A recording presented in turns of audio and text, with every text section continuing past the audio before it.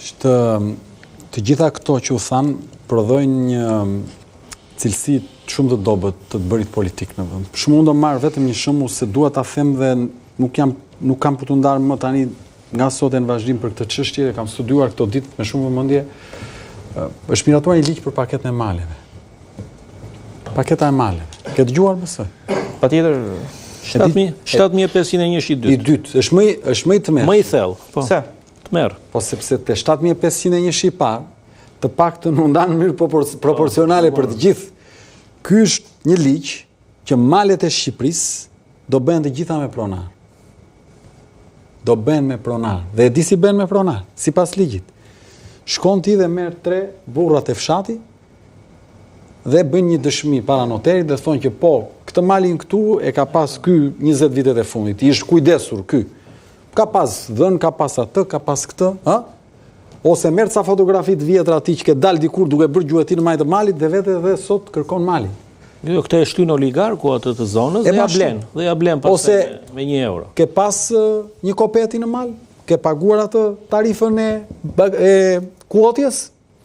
Po, ke ato tarifat që ke paguar çdo vit. Nëse ti e ke poseduar si jo pronar për 20 vite në këtë drejtim, ligji thotë që ti mund ta marrësh, ke të drejtë lidhësh marrëveshje zhvillimi me një ndërtues të madh, po të fut ai të thotë, shiko, na 500.000 euro ti ua se si ke bërë gjithë jetën me delekto edhe ikte ma jep çik gjithë të malin këtu. Po mali Skënderbeu si do ndalës, aty kanë bërë foto gjithë turistë. Shiko, nuk është shumë serioze kjo që po të them. Kjo që po të them dhe këtu ngelet, do të prodhoj një cikël konfliktesh sociale të papara në këtë republikë, sepse malet e Shqipërisë, që nuk i pushtuan dot as pushtuesit më të egër, kanë qenë bazë jetese për popullsinë tonë, sepse popullsitë tona ti shikon në breg, nuk i ke fshatrat e Shqipërisë në breg det në anë të detit, siç i ke kudo në për mesdhe. I ke aty në mal, sepse ne kemi qenë shumë të lidhur me malin, sepse është mënyrë jetese. Çfarë? Ka ujin, ka bimët medicinale, ka drurin, ka kuotat e baktisë. Të gjitha këto janë resurse sot për një pjesë shumë të madhe të popullsisë. E dini ju që qytete si Libova, qytete si Delvina, qytete si Rësheni, qytete si Erseka, Emerad, të gjitha këto jetojnë me malin, sepse shkojnë në verë dhe mbledhin bim medicinale, kanë kope, kanë bulmetin që prodhojnë Emerad, madje dhe një pjesë e qyteteve të mëdha, periferitë e Tiranës, gjatë verës zbrazen dhe shkojnë në zonat nga vinë sepse merren me këto, verë në tropoj mbledhin boronicë për shumë. Mbledhin gështënj. Po, gjithmonë më shumë kthehen në fshat. Po morë zotri se verën e kanë ekonominë ndihmëse për të përballuar jetën në një vend që nuk ka industri, nuk ka prodhim, detyrohen. Tani unë po të them, do vej në çdo mal të fshatrave të këtij vendi, pronari i bërë me ligjin për paketën e maleve dhe do nis konflikti shumë shpejt pas pak kohe kur të nis zbatimi i tij real në terren. Tani do merret në një mas këtu, do bëhet në një gjë, do ketë në një angazhim për të ndalur këtë vuavrasje tjetër që po vjen. Se kjo vuavrasja e parë është rëndë se këtu janë vrarë për një vijuj, tani të vritesh për një mal mbase është akoma edhe më fort. Pasoja më e madhe, sepse këta njerëzit që hynë si investor strategjik, këta janë ata që ne kemi parë çfarë i kanë bërë Shqipërisë dhe isa, çfarë i kanë bërë Bregdetit, çfarë i kanë bërë gjithë pjesës tjetër. Po në Shkodër më thanë një batut, që më thanë zona jo njihet për male, po në kryet listës për projektet e paketës mali shefiri. Po çdo zonë janë të gjashtë një bashki. Kështu që do thotë që quhet paketë male, po sepse lidhet. Se edhe kodrat i kanë futur. Lidhet kush ka aparat dhe kush ka interesin. E di ç'po ndodh në Vlorë, të jap një info. Dhe zonat bregdetare, gjithë malet në Bregdet. Po të shikosh bilancin e bashkisë Vlorës, që është bilanci vit për vit, të mbledhur nga kullotat, ka një pagesë që pagojnë në bashki. Edhe unë e përmend në çdo mbledhje, po çikosh në fund buxhetit ose në analizën që bëhet të 8 mujore, unë e përmend, ai zëri atje zero.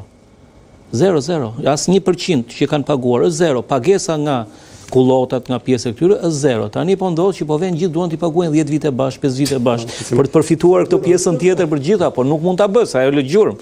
E kupton, kështu që unë besoj që ata gjithmonë po ndodh siç ndodh me AMTP, se ne e dimë rëndom si ndodh që ja japin AMTP-t atij personit, e nxjerr ai që do ta blej AMTP-n, ja nxjerr në emër personit që i takon, edhe i thotë do ta blej me kaq dhe bëhet gjëja mbyllet cikli.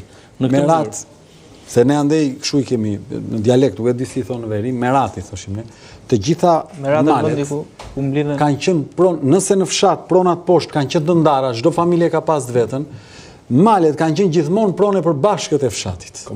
E komunitetit. Nuk janë ndarë kur në asnjë lloj qeverisje, sepse konsiderohet një burim i madh ekonomik për të mbajtur jetesën e të gjithë komunitetit.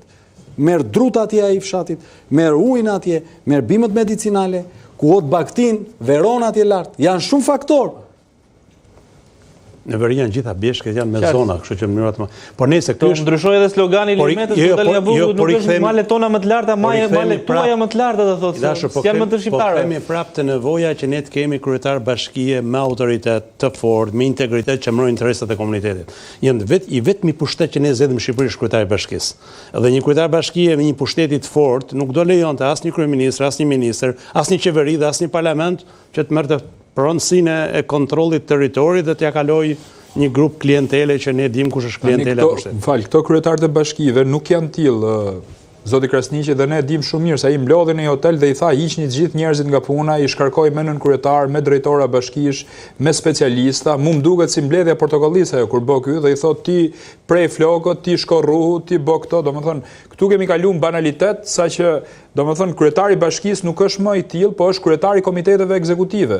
Ose ta marrin pushtetin lokal dhe ti emëroj direkt kryeministri, se këtu s'ka kuptim më zgjedhja. Pra, ai që vendos ai, meqense i fitoi 61 bashki, 60 i fitoi ky, sa ka opozita? 2, se ajo i marra u burgosej, ku është ai?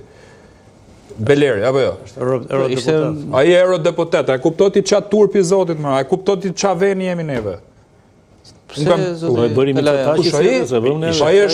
kandidati i opozitës. Ai është recidivist më. Ishte fyse ardhja e tij në emër të Parlamentit Evropian për të na kërkuar ai është konflikt interesi. Po Andre, nëse ti mendoj që mund të më intimidosh, domethënë me pyetje të tilla në raport me un kam dalë hapur kundër atij kur e kandidoi Partia Demokratike. A e kupton? Pra un them menimet e mia. Un kam rroj çështën e detit Shqipnisë, vëlla, a kupton? Dhe probleme tjera, dhe dal ai është edhe recidivist, ai është përgjegjës për masakrën e Peshkëpis, nuk ka dhënë llogari akoma për atë çështje. Domethënë, drejtësisë shqiptare edhe atyre njerëzve që kanë qenë atje të përfshim. Dhe dal tani si eurodeputet, më falur, ne jemi republik, pastaj klounësh këtu edhe mirëpresim ose jemi nga ky kompleks i inferioritetit që mjafto që ti je i huaj, edhe ky thotë jam i huaj. Tani herë jam shqiptar, herë jam grek, unë se marr vesh domethënë. Shkarkimi i tij është i palishëm. Kurse ardhja si mandati PS është çështje tjetër. Jo, e kisha se ky doli kështu dëm kolateral tani nga biseda. Po flas, 2 bashki ka opozita, 59 i ka ky, nuk e di sa ka, se janë dhe bashki kështu të parëndësishme. Tani, ky i ka gjitha pushtetet në dorë, ti marri edhe ti emroj, nuk e di, Serbia më duket që i ka, që i emro shtetit. Ja, nuk e ka? E pas kam gabim. Pra, kryetar komitetesh ekzekutive, ti marri, ti japi ky. Ai ke pas se si i trajtoi kryetarët e bashkive. Besoj unë ka pas serioziteti edhe me ministrat përpara.